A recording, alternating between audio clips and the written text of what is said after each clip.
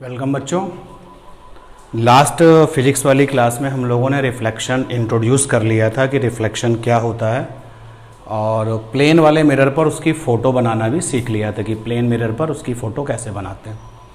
लेकिन टेंथ में अपने को हम लोगों को जो है रिफ्लेक्शन पढ़ना है फॉर द स्फेरिकल मिरर। तो आज हम सबसे पहले ये जानेंगे कि स्फेरिकल मिरर बनता कैसे है। ये आपके लिए बहुत ज़रूरी है, क्योंकि अगर आप स्फेरिकल मिरर के रिलेटेड टर्म्स पैरामीटर्स नहीं जानोगे तो फिर आप डायग्राम बनाने में दिक्कत होगी आपको। तो पहला क्वेश्चन है कि हाउ स्फेरिकल मिरर फॉर्म। तो स्फेरिकल मिरर बनाया कैसे जाता है ये सीखते हैं।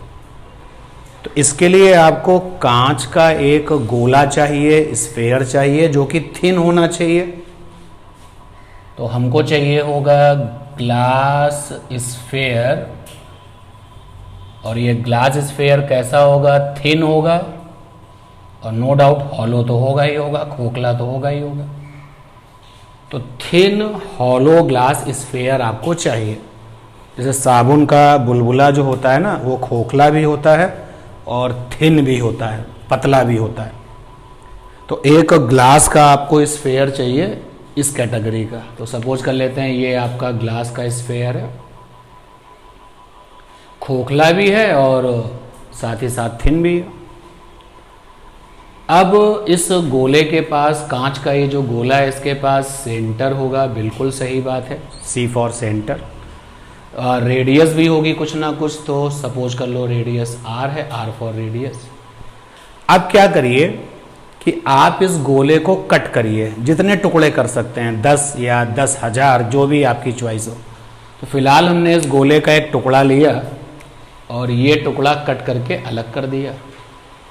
जब ये टुकड़ा अलग हो जाएगा कट करके, तो ये कुछ इस तरीके का दिखेगा, ऐसा दिखेगा। यानी कि आप अगर चाहेंगे तो इसमें चाय भर के पी सकते हैं, इस तरीके का ये ज्योमेट्री वाइज आ जाएगा। और एक टुकड़ा हमने और कट किया, सपोज कर लेते हैं एक पीस हमने ये कट कर दिया। तो जो ऊपर वाला पीस है वो कैसा दिखेगा, ऐसा दिखेगा। तो थिन हॉलो ग्लास स्फेयर को ले करके जितने टुकड़े आप बना सकते हो उतने टुकड़े कर लीजिए। फिलहाल हमने यहाँ पे 2 टुकड़े लिए। अब देखिए ये जो टुकड़ा है इसके बाहर वाली साइड पर, ये है बाहर वाली साइड ये, तो बाहर वाली साइड पर हमने लेड ऑक्साइड की पॉलिश कर दी। लेड ऑक्साइड यानी PbO, लाल रंग की ये पॉलिश होती है। तो लेड ऑक्साइड की हमने पॉलिश कर दी। तो जब हम लेड ऑक्साइड की बाहर वाली सरफेस पर पॉलिश कर देते हैं, तो जो अंदर वाली सरफेस है, ये देखिए इसके अंदर अगर हम हाथ डाल सकते हैं तो ये है अंदर वाली सरफेस, ठीक है। तो अंदर वाली सरफेस चिकनी और चमकदार हो जाएगी। तो जैसे ही हमने बाहर वाली सरफेस पर पॉलिश की तो अंदर वाली सरफेस क्या बन गई, चिकनी और चमकदार। और जो सरफेस चिकनी और चमकदार है that is called the reflector, उसको रिफ्लेक्टर कहते हैं। और उसी पर लाइट को डाला जाता है रिफ्लेक्शन में। इसी तरीके से इस वाले टुकड़े में क्या किया, अंदर पॉलिश कर दिया। तो ये थोड़ा सा मुश्किल होगा अंदर की तरफ पॉलिश दिखाना, फिर भी कोशिश करते हैं ये। तो अंदर वाली सरफेस पर हमने पॉलिश कर दिया। जब अंदर वाली सरफेस पर पॉलिश कर दिया तो जो बाहर वाली सरफेस है वो क्या हो जाएगी, चिकनी और चमकदार हो जाएगी। तो ये अगर आपको ये नहीं पता है तो जानिए, जिधर पॉलिश करते हैं उसके दूसरी तरफ वाली साइड चिकनी और चमकदार होती है। तो बच्चों जो ये है that is called concave spherical mirror, क्योंकि स्फेयर का टुकड़ा है इसलिए आप कॉनकेव स्फेरिकल मिरर कहोगे या सिंपली कॉनकेव मिरर। और जो ये बना है that is called the convex spherical mirror. इसका मतलब ये हो गया कि जो कॉनकेव स्फेरिकल मिरर है और जो कॉन्वेक्स स्फेरिकल मिरर है, ये दोनों लोग किसी स्फेयर के ही पार्ट्स होते हैं। तो सबसे पहला पॉइंट यहाँ पर बन गया कि concave comma convex spherical mirrors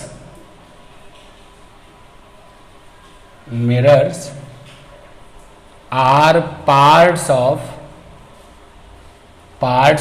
thin hollow glass sphere।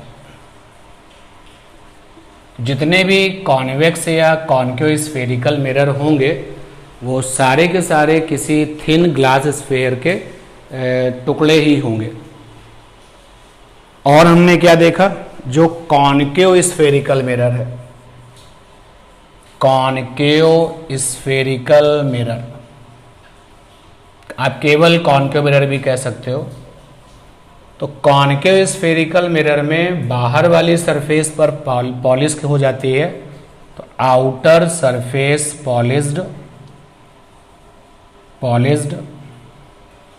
Polished को सिल्वर्ड भी कहा जाता है। लेड ऑक्साइड यानी कि सिल्वरिंग करना, तो सिल्वर्ड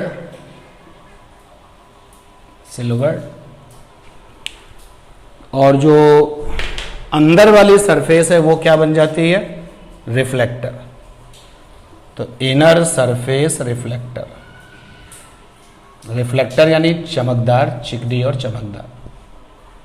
तो ये रहा कॉन्केव मिरर की लुक। लेकिन फिजिक्स में, ज्योमेट्री में बार बार ये 3D लुक दिखाना पॉसिबल नहीं होगा, तो हम क्या करेंगे, कॉन्केव स्फेरिकल मिरर बनाना है तो हम एक कर्व लाइन बनाएंगे। ये देखिए, लाइन को कर्व बनाओ। एक लाइन हमने बनाई जो कि कर्व है, एक लाइन बना दो जो कि कर्व है। तो ये जो कर्व लाइन है इसका मतलब है ये गोले के छोटे छोटे टुकड़े हैं। जो थिन हॉलो ग्लास स्फेयर था इसके ये छोटे छोटे टुकड़े हैं। तो ये कर्व लाइन का मतलब है स्फेयर का टुकड़ा, इस कर्व लाइन का मतलब भी है स्फेयर का टुकड़ा, इस कर्व लाइन का मतलब भी है स्फेयर का टुकड़ा। अब कॉन्केव है तो बाहर वाली साइड में क्या कर दिया, पॉलिश। ये देखिए, बाहर वाली साइड में पॉलिश कर दिया, बाहर वाली साइड में पॉलिश कर दिया, बाहर वाली साइड में पॉलिश कर दिया। जैसे ही बाहर वाली साइड में पॉलिश कर दिया तो अंदर वाली साइड, यानी ये अंदर वाली साइड है ये क्या बन गया, रिफ्लेक्टर। सिमिलरली यहाँ अंदर वाली साइड ये है रिफ्लेक्टर, और ये अंदर वाली साइड है, ये क्या बन जाएगा, रिफ्लेक्टर। तो कॉन्केव मिरर की जो ज्योमेट्री है 3D जैसे, यानी कि अभी तो हमने आपके सामने ऐसी ज्योमेट्री बनाई है कि आप उसमें जो है चाय भर के पी सकते हैं, पानी भर के पी सकते हैं, कोल्ड ड्रिंक भर के पी सकते हैं। लेकिन बार बार जब इस ज्योमेट्री को हमको बनाना होगा अपनी कॉपी में, तो हम फिर इस तरीके से नहीं बनाएंगे। देखो एक बार फिर से कैसे बनाएंगे, कर्व लाइन बनाइए, तो कर्व लाइन बना दी। ये देखिए, लाइन को कर्व कर दिया हमने। जो कर्व लाइन बनाई है उसका मतलब क्या है, उसका मतलब है कि जो थिन हॉलो ग्लास स्फेयर था उसका एक कोई टुकड़ा है ये। और भी आप लाइनें बना सकते हो, बट अभी चलो एक ही बनाते हैं। अब अगर बाहर की तरफ आप पॉलिश कर रहे हो, तो बाहर की तरफ पॉलिश कर रहे हो तो कौन सा मिरर बन जाएगा, कॉन्केव मिल जाएगा, कॉन्केव बन जाएगा। अब कॉन्वेक्स स्फेरिकल मिरर क्या होता है, तो इसको भी लिख दिया जाए, कॉन्वेक्स SM माने स्फेरिकल मिरर। तो कॉन्केव स्फेरिकल मिरर हो गया, और कॉन्वेक्स की बात करते हैं। तो बच्चों देखो, कॉन्वेक्स में अंदर की तरफ पॉलिश होती है, तो आउटर सरफेस पॉलिश्ड की जगह पे यहाँ क्या आ जाएगा, इनर सरफेस सिल्वर्ड यानी कि पॉलिश होना। तो अंदर वाली सरफेस क्या होती है, सिल्वर्ड होती है, और जो बाहर वाली सरफेस है वो चिकनी और चमकदार हो जाती है। तो आउटर सरफेस रिफ्लेक्टर हो जाती है, आउटर सरफेस रिफ्लेक्टर। तो ये कॉन्वेक्स स्फेरिकल मिरर बन गया। और ये जो आपका डायग्राम है इसे तो 3D है, इसमें आप पानी भर के, कोल्ड ड्रिंक भर के पी सकते हो।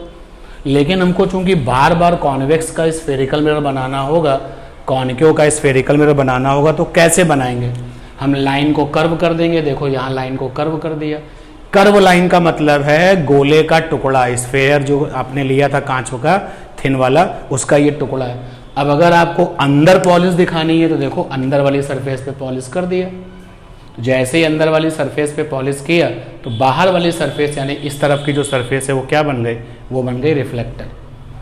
तो ये स्फेरिकल मिरर कैसे बनाते हैं ये हम लोगों ने जाना। अब जब स्फेरिकल मिरर बनाना आप सीख जाओगे तो इसको सजाना भी पड़ता है, और सजाने के लिए इसके कुछ टर्म्स होते हैं, पैरामीटर्स होते हैं, तो उन पर बात करते हैं। तो सबसे पहले स्फेरिकल मिरर को हम ज्योमेट्रिकली कैसे दिखाएंगे, तो कर्व लाइन बनाई, ये देखिए curve line, curve line, curve line, curve line. जो ये कर्व लाइन हमको यहाँ बोर्ड पर दिख रही है, रियलिटी में इसका मतलब ये है कि जो कांच का थिन स्फेयर था उसके हमने टुकड़े लिए हैं ये। अब अगर हम बाहर की तरफ पॉलिश करते हैं तो ये क्या आ गया, कॉनकेव मिरर। अगर हम बाहर पॉलिश करते हैं तो क्या हो गया, कॉनकेव मिरर, कॉनकेव मिरर। अगर हम अंदर पॉलिश कर देते हैं तो क्या बन जाएगा, कॉन्वेक्स मिरर।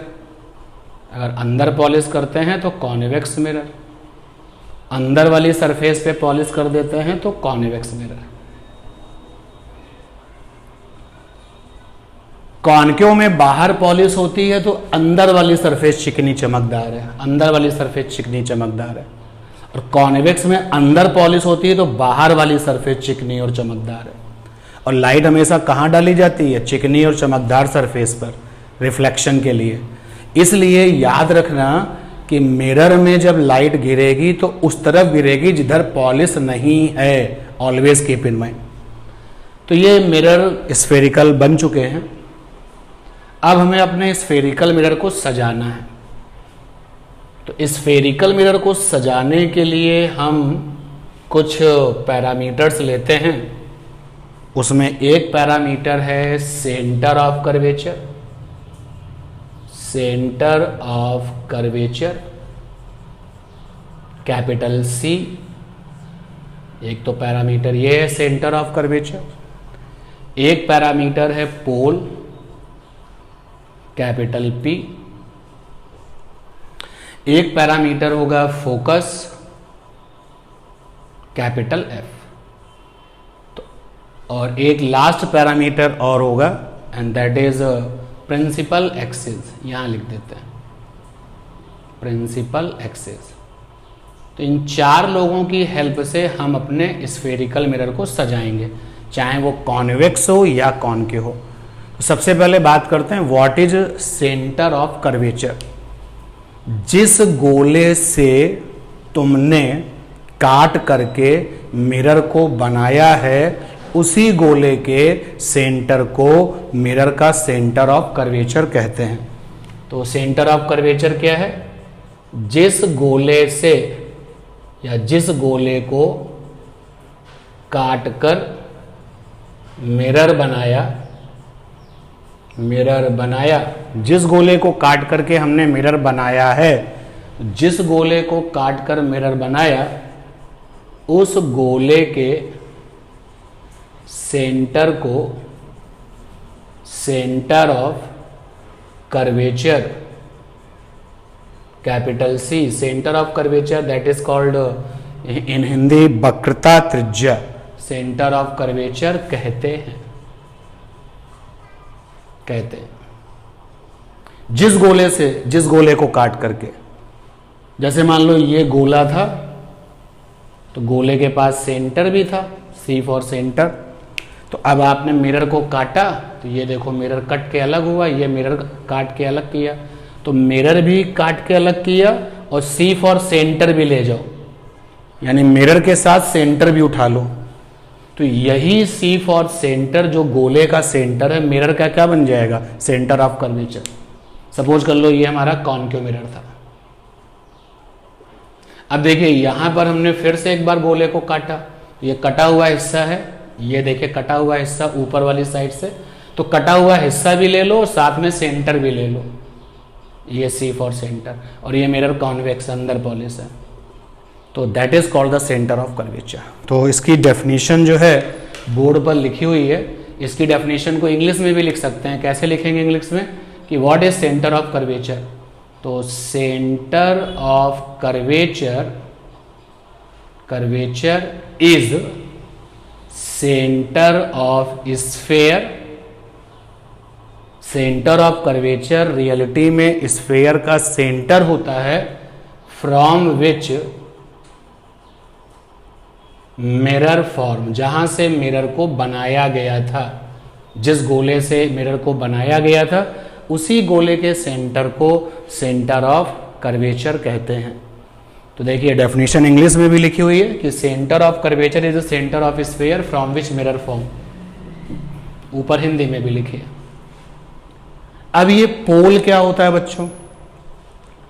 तो पोल मिरर की सरफेस पर मिडिल पॉइंट होता है। देखो ना, ये मिरर है तुम्हारा, ये मिरर है, ये कॉनकेव वाला। तो मिरर की सरफेस पर बीचों बीच पॉइंट ले लो, ये देखो बीचों बीच पॉइंट, यानी इस पॉइंट के इधर देखो लंबाई, इधर देखो लंबाई बराबर बराबर हो। सिमिलरली ये मिरर है तुम्हारा, बीचों बीच पॉइंट ले लो। तो पोल क्या होता है? तो it is middle point, middle माने बीचों बीच, it is middle point at surface of mirror. तो मिरर की सरफेस पर ये बीचों बीच पॉइंट होता है, इसको P फॉर पोल कहते हैं। और इसके बाद प्रिंसिपल एक्सिस क्या होती है? लंबी सी लाइन जो कि पोल और सेंटर को मिला दे। ये P फॉर पोल है और ये C फॉर सेंटर है। तो एक लंबी लाइन जो कि C और P को मिलाते हुए जाती है, that is called the principal axis. तो व्हाट इज प्रिंसिपल एक्सिस? तो straight line passing through center of curvature यानी कि capital C and pole P is called principal axis। तो प्रिंसिपल एक्सिस वो लंबी लाइन होती है जो सेंटर और पोल से होकर के जाती है। और फोकस क्या होता है? तो इसकी जो डेफिनेशन है आपके लेवल में ये ठीक है डेफिनेशन कि व्हाट इज फोकस। तो फोकस क्या होता है? मिडिल पॉइंट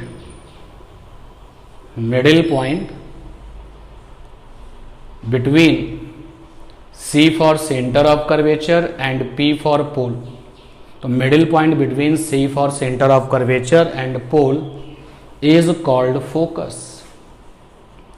अभी आप 10th क्लास स्टूडेंट हो इसलिए ये डेफिनेशन आपके लिए वैलिड है, लेकिन जब आप इस मिरर के बारे में दोबारा पढ़ोगे अपनी 12th क्लास में जाकर के, 11th में नहीं पढ़ोगे 12th में पढ़ोगे, तो आपको वहाँ पे मार्जिनल और पैराक्सियल लाइट के बारे में बताया जाएगा। तो ये डेफिनेशन थोड़ी अपडेट हो जाएगी। फिलहाल आपके लेवल में जो डेफिनेशन थी वो ये। तो लीजिए C और P को मिलाने वाली लंबी लाइन ये रही प्रिंसिपल एक्सिस, ये देखिए ये C है और ये P है। C और P का मिडिल पॉइंट फोकस है। सिमिलरली यहाँ पर भी आप दिखा सकते हो। तो ये हमारे स्फेरिकल मिरर के फैमिली मेंबर्स हैं, इनसे हम अपने मिरर को सजाएंगे। तो इतना ये जानिए आज की क्लास में। अब इसके आगे की बातचीत इसी से रिलेटेड होगी, तो सारी की सारी कहानी को एक ही क्लास में तो करना पॉसिबल नहीं है, and that is why we have a parts of a reflection. तो पहले वाले पार्ट में रिफ्लेक्शन को इंट्रोड्यूस किया, दूसरे वाले पार्ट में आपको स्फेरिकल मिरर को इंट्रोड्यूस करके बताया। तो नेक्स्ट वाली क्लास में फिर इसके आगे की पढ़ाई करते हैं। मिलते हैं आपसे नेक्स्ट वाली क्लास में।